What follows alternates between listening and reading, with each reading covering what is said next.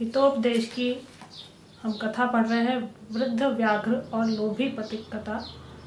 उसमें हमने इससे पहले जो पढ़ा था उसमें सात्विक दान और सत्पुरुष के लक्षण के बारे में पढ़ा था, जो व्याघ्र पथिक को बता रहा है और उसे अपने विश्वास में ले रहा है।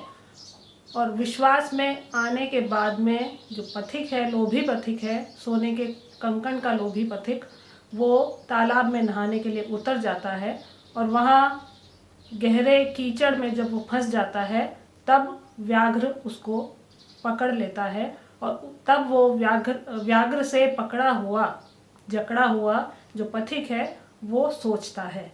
यहाँ तक हमने पढ़ा था। अब वो क्या सोचता है वो हम आगे के आज के 3 श्लोकों में पढ़ेंगे। और आज का पहला श्लोक है, न धर्मशास्त्रम पठतीति कारणम न चापि वेदाध्ययनम दुरात्मनम स्वभाव एवात्र तथातिरिच्यते यथा प्रकृत्या मधुरम गवाम पयः। दुरात्मनः, दुर्जन या जो दुराचारी हैं, बुरे विचारों वाले हैं, धर्मशास्त्रम पठति, वो धर्मशास्त्र को पढ़ते हैं, इति कारणम, इस कारण से नहीं करना चाहिए। क्या नहीं करना चाहिए? आगे और है इसमें, वेदाध्ययनम अपि च न, और यदि वो दुराचारी दुर्जन व्यक्ति यदि वेदों का अध्ययन कर लेता है तो भी न उसका विश्वास नहीं करना चाहिए। तो यहाँ पर पथिक अब जो दलदल में फंस गया है, जिसको व्याघ्र ने पकड़ लिया है, वो ये मन में सोच रहा है कि जो दुर्जन होता है, दुरात्मन होता है, वो चाहे धर्मशास्त्र पढ़ ले या वेदों का अध्ययन कर ले, उसका विश्वास नहीं करना चाहिए। क्योंकि व्याघ्र ने भी उसे कहा था कि मैं अब धार्मिक ग्रंथ पढ़ता हूँ, मेरी धर्म में रुचि हो गई है और मैं हिंसा नहीं करता हूँ। और वो पथिक उसकी बातों में आ गया और इसीलिए वो फंस गया।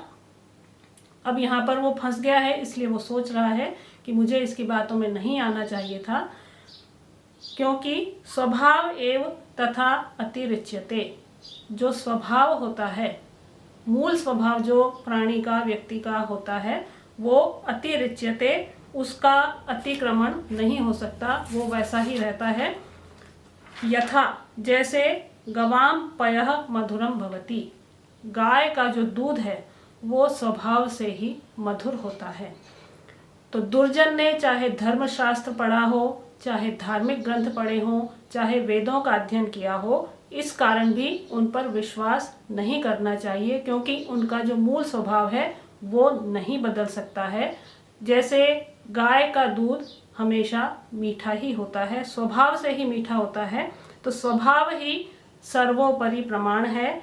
जन्मजात जो स्वभाव होता है, कितनी भी उसके लिए कितना भी प्रयत्न कर लिया जाए, उसको बदलना कठिन होता है। और व्याघ्र जो है वो भी स्वभाव से हिंसक है, चाहे वो झूठ बोल रहा है कि मैंने ऐसा धार्मिक आचरण को अपना लिया है, लेकिन ऐसा नहीं है।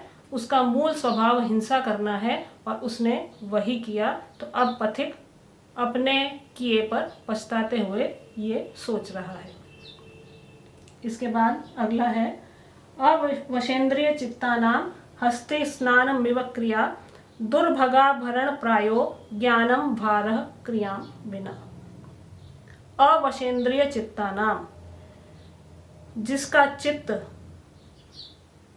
अवशेन्द्रिय है, जिसने इंद्रियों पर और चित्त पर वश नहीं किया है, ऐसे व्यक्ति की जो क्रिया है, उसकी जो कार्यशैली है या उसका जो कर्म है, वो हस्ति स्नान में निष्फला, हस्ति स्नान के समान निष्फल होता है।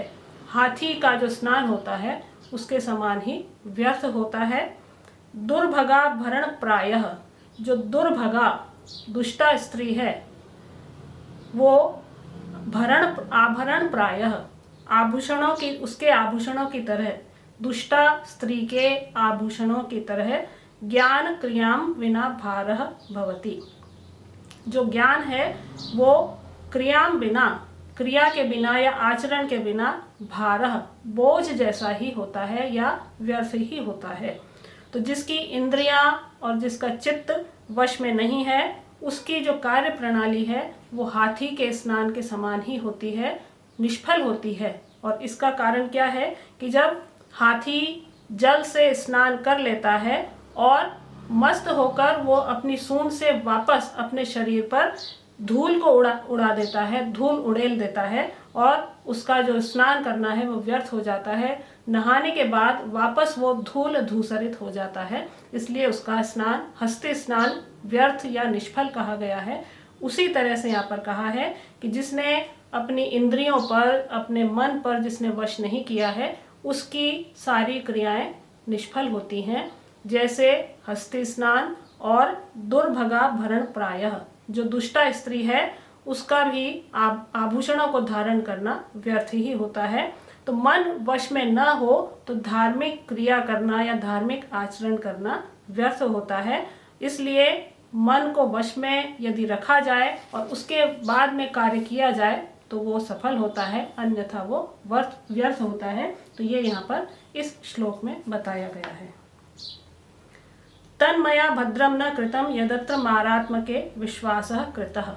ये पंक्ति है बीच में, इन दोनों श्लोकों के बीच में, कि तन्मया इसलिए मैंने, पथिक बोल रहा है कि भद्रम न कृतम, अच्छा नहीं किया, यदत्र जो यहाँ मारात्मके इस हिंसक प्राणी के या हिंसक व्याघ्र के विश्वासः कृतः, इसकी बात का मैंने विश्वास कर लिया। तो मैंने ये अच्छा नहीं किया कि मैंने इस हिंसक व्याघ्र पर विश्वास करके और मैं जल में उतर गया।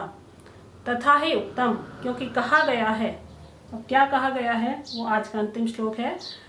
नदीनां शस्त्रपाणिनां नखीनां श्रृंगिणां तथा विश्वासो नैव कर्तव्यः स्त्रीषु राजकुलेषु च। अब किन किन पर विश्वास नहीं करना चाहिए, जैसे हमने पहले पढ़ा था यहाँ पर कि जो दुरात्मन है, यदि उसने धर्मशास्त्र पढ़ा है या वेदों का अध्ययन किया है तो भी उस पर विश्वास नहीं करना चाहिए। और यहाँ पर कुछ और बातें बताई गई हैं कि किन पर और विश्वास नहीं करना चाहिए। तो क्रम से है नदी नाम, नदी का विश्वास नहीं करना चाहिए क्योंकि कभी भी उसमें जल उछल सकता है, बहाव बह सकता है ज़्यादा। शस्त्र पाणी नाम, जिसके हाथों में, पाणी नाम हाथों में जिसके शस्त्र होता है। नखीनाम, बड़े बड़े नाखूनों वाला जो जीव है। श्रृंगिणाम, जिसके बड़े बड़े सींग हैं, इनका विश्वास नहीं करना चाहिए। स्त्रीषु राजकुलेषु च, स्त्रियों का और राजकुल वालों का भी विश्वास नहीं करना चाहिए। तो ये पथिक कह रहा है कि मैंने गलती की कि मैंने व्याघ्र पर विश्वास कर लिया। और इसके साथ साथ अगले श्लोक में और बताया गया है कि किन पर विश्वास नहीं करना चाहिए। नदियों का, हाथ में शस्त्र रखने वाले प्राणियों का। नखीनाम श्रृंगिणाम, जिनके बड़े बड़े नाखून हैं, बड़े बड़े सींग हैं, उनका भी विश्वास नहीं करना चाहिए। कभी भी वो हमला कर सकते हैं, हानि पहुंचा सकते हैं। स्त्रीषु राजकुलेषु च, और स्त्रियों पर, राजकुल वालों पर भी विश्वास नहीं करना चाहिए क्योंकि ये भी कभी भी धोखा दे सकते हैं। तो यहाँ जो पथिक है लोभ में आकर कीचड़ में फंस गया है, उसके ये कथन है और उसके माध्यम से समझाया गया है कि क्या क्या करना चाहिए और क्या नहीं करना चाहिए। तो ये लोभी पथिक की कथा के माध्यम से या वृद्ध व्याघ्र की हिंसा के माध्यम से हम इन बातों को यहाँ पर समझ रहे हैं।